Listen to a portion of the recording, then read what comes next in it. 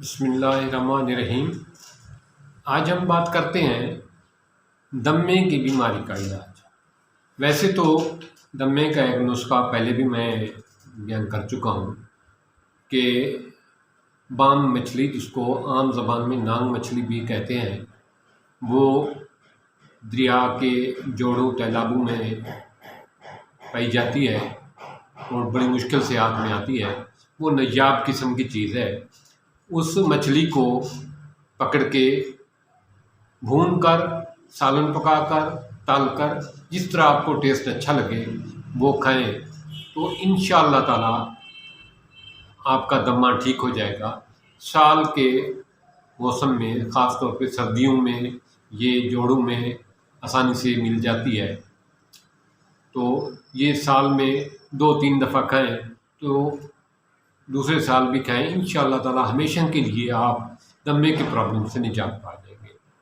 لیکن اگر کہیں یہ مچھلی نایاب ہے، کیونکہ میں نے یہ دیکھا ہے کہ یہ بازار میں سب سے مہنگی بکنے والی مچھلی ہے اور بہت کم مقدار میں کبھی کبھار آتی ہے بازار میں، تو اس کو عام لوگ نہیں خرید پاتے، تو اس کے لیے میں ایک اور نسخہ لایا ہوں اور ٹپ لایا ہوں، جس کو ہر آدمی تیار کر سکتا ہے۔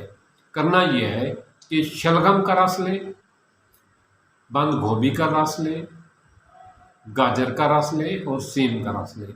ان تینوں رسوں کو ملا کر 1 گلاس صبح 1 شام متواتر 2 ہفتے تک ان کا جوس پیا جائے تو دمے سے مکمل نجات مل جاتی ہے۔ دوستو یاد رکھیں، دمے کے متعلق ایک عام خیال یہ ہے کہ یہ دم کے ساتھ ہوتا ہے، جب تک دم قائم ہے اتنے تک دمہ قائم ہے، لیکن یہ بات درست نہیں ہے۔ اللہ تعالیٰ نے ایسی کوئی بیماری پیدا ہی نہیں کی جس کا علاج نہ ہو۔ دمے کا بھی علاج ہے۔ اگر آپ بام مچھلی کا استعمال نہیں کر سکتے، یا آپ کو کریت آتی ہے، یا آپ کی بام مچھلی تک رسائی ممکن نہیں، تو یہ چیزیں جو عام ہیں، شلغم، آج کل سردیوں کا موسم آ گیا ہے، شلغم آ گیا ہے مارکیٹ میں، شلغم لیں۔ گاجر بھی مارکیٹ میں آ گئی ہے، گاجر لیں، اور بند گوبھی لیں اور سیم لیں۔ ان تینوں کا جوس نکال لیں اور اس جوس کو صبح شام 1-1 گلاس 2 ہفتے پینا ہے۔ زیادہ مدت کی بات نہیں کر رہا، صرف 2 ہفتے کی بات کر رہا ہوں۔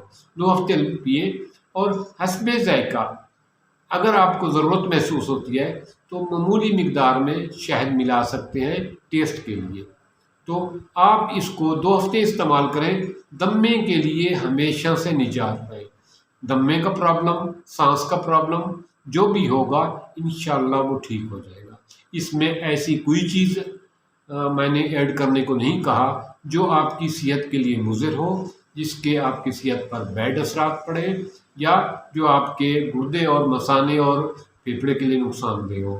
یہ تمام چیزیں نیچرلی ہیں، فطری ہیں اور بے ضرر ہیں۔ ضرور استعمال کریں اور اس میری بات کو دوسرے دوستوں تک پہنچائیں جو اس پرابلم کا شکار ہیں، تاکہ وہ زیادہ سے زیادہ لوگ اس سے فائدہ اٹھا سکیں۔ ملتے ہیں پھر ایک نئے ٹاپک کے ساتھ، اتنے تک دعاؤں میں یاد رکھیے اور اس ویڈیو کو دوسرے دوستوں تک پھیلائیں صدقہ جاریہ سمجھ کر۔ تھینکس۔ اوکے۔